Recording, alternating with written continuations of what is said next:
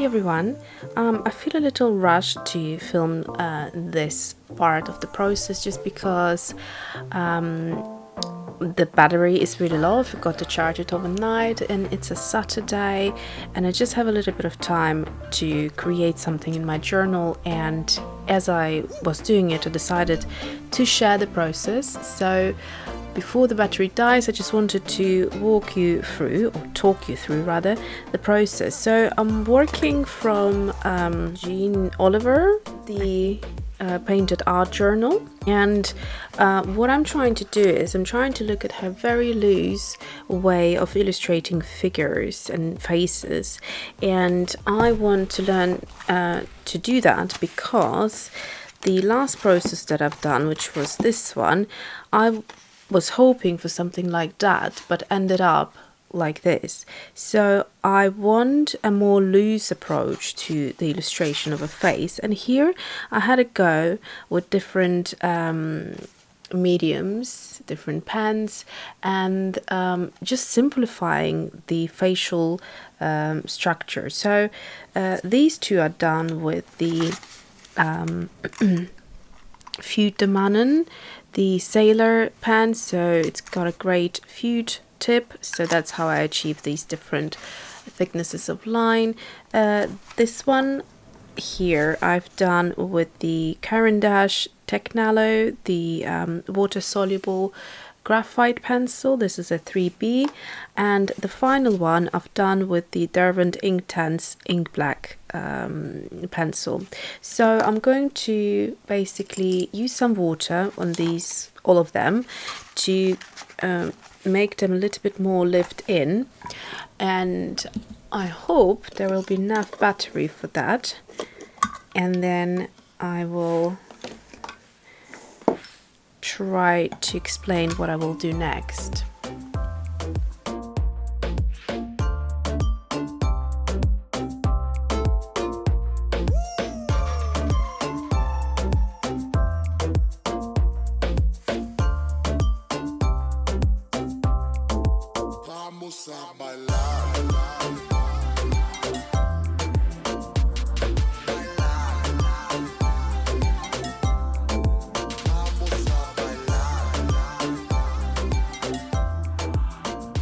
Okay, so they're nice and dry now, and basically what I want to do is, on the previous page I was just sort of kind of like swatching and playing a bit with, I think this was Sennelier Indigo, and I quite like the colors, so I thought I wanted to do some swatches here which I didn't like, so I covered them up with gesso, and I want to do something with this page, including kind of these simplistic, very loose face painting. So let's start with the gesso. I'm not sure whether I would want to do something on this page as well, but I'll just start with gesso and I will see how I get on. So I'm just going to clip in these pages, and basically I want to try and do this with my platinum carbon ink fountain pen, but I don't know if it will work on gesso. So I'm holding the pen quite far back, and that's how I've done the previous faces, and then I'm just going to do the hair parting.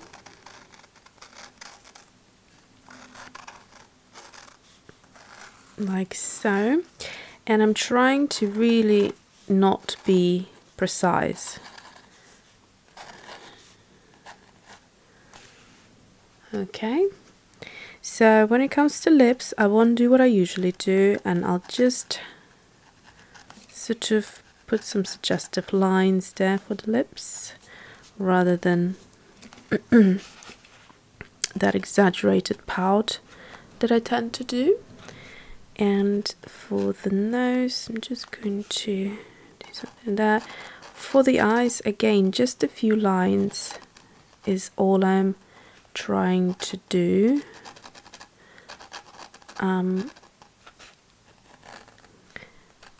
It's actually not that easy to be doing loose faces. I find it's a lot easier to be a lot more precise. Like for example, now I feel that it's already a lot more detailed than I wanted it to be.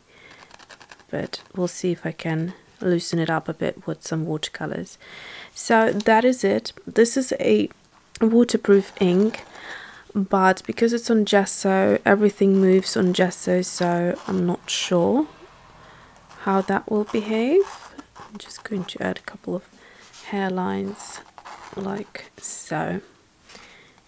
Probably just leave it at this really.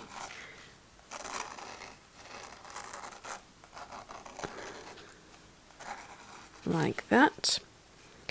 And oh yeah, the eyebrows, that's what's missing. I'm going to give her an eyebrow. Again, I'm going already a lot more detailed than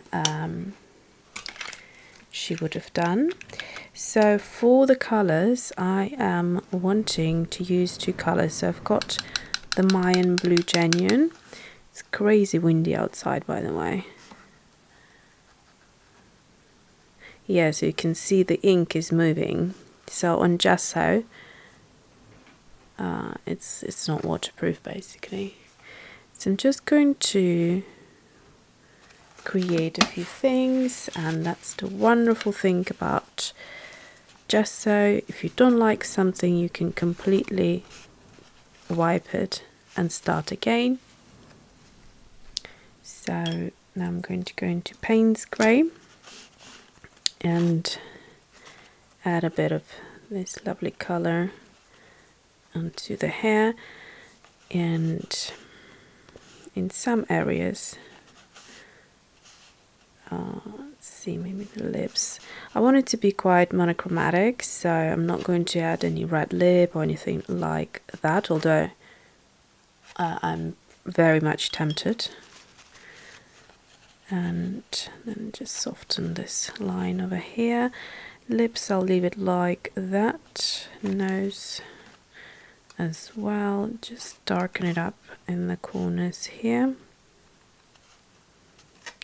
Just like so, and I think I am ready to move on to the blush. Again, same color, and just lifting some of it. I want it to be quite like loose rather than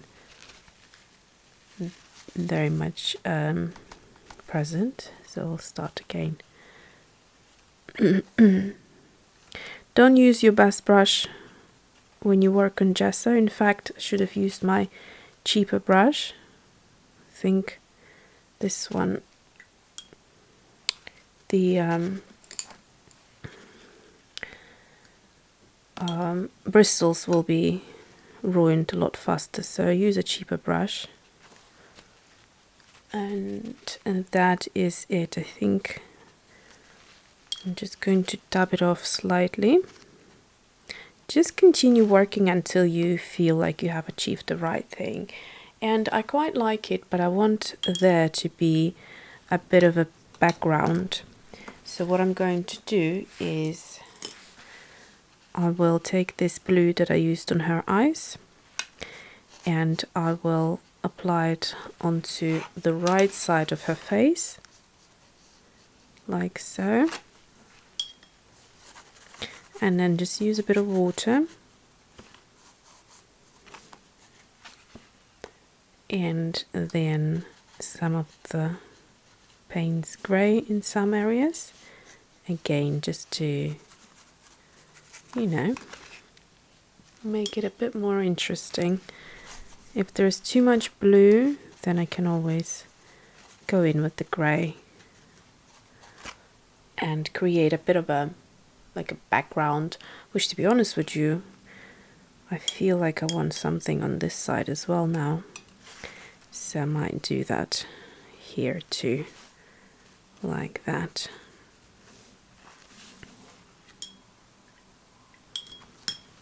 And then just wash out the rest, but obviously keep the contrast because you don't want it to blend with the face. Leave a little bit of a gap here.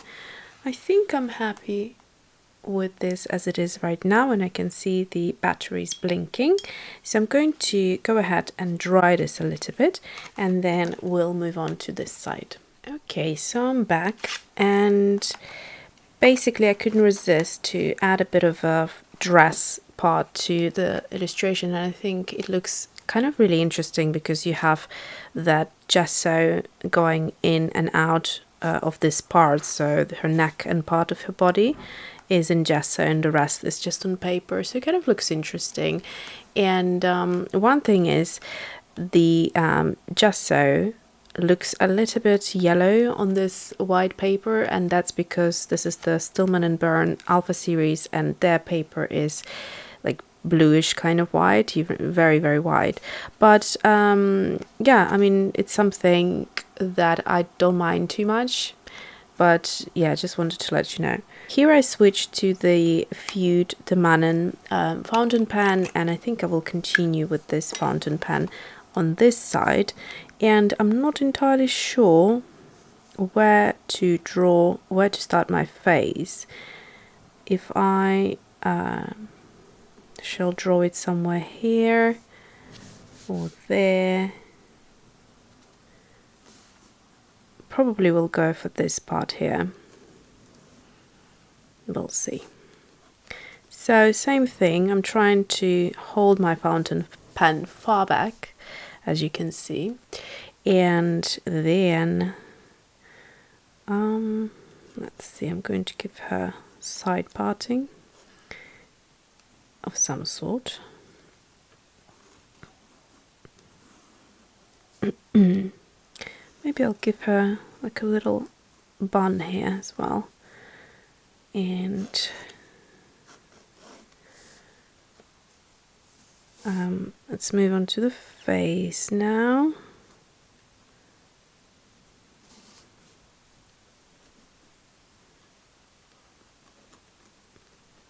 I have turned my fountain pen upside down to get the finest line possible.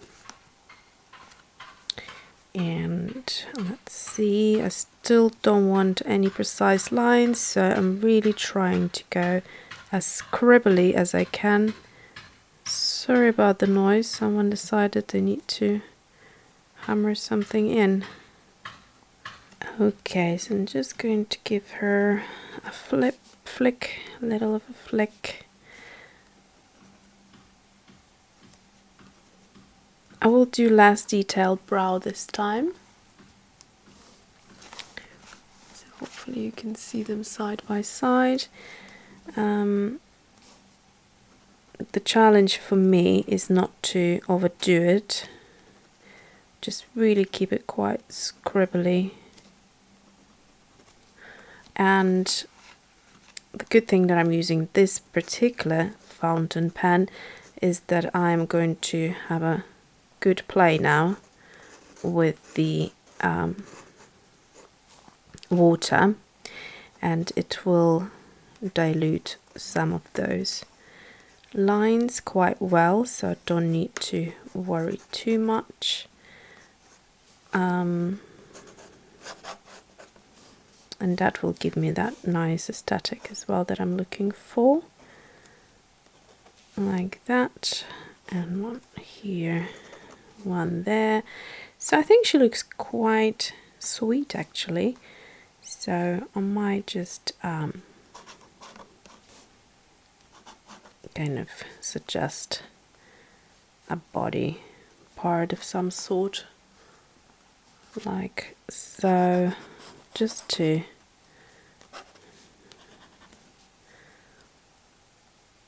keep it nice and basic basically. Okay, so now I'm going to grab my brush and have a little play. So this is going to be quite interesting because there's watercolor underneath, and you know, and there's going to be this sort of lovely ink effect as well, which I quite like. So that's something new. I haven't tried this before. I'm going to add just a little bit of darkness underneath her eyes. Quite like this look, really. And then on the lips, then quite a bit. So you see, it looks quite different on pure paper when there is no watercolor there. So I'm just going to try and get some of this ink from somewhere there and then add it onto her cheeks as well. And it actually looks quite sweet to me. I do like the look. She's very sort of innocent and quite minimal. And I do enjoy the style. Now about her hair, I'm not too sure. But I'll leave it like that. Maybe I'll just go in with the ink actually. Hopefully the paper will be alright. And just add a bit of darker color right there. Otherwise it looks like there's just something in like a half thing on the bun. So I'm just going to add a little bit on the side here and get it to move a little. There we go. That looks a bit better. Now we need something on this side as well.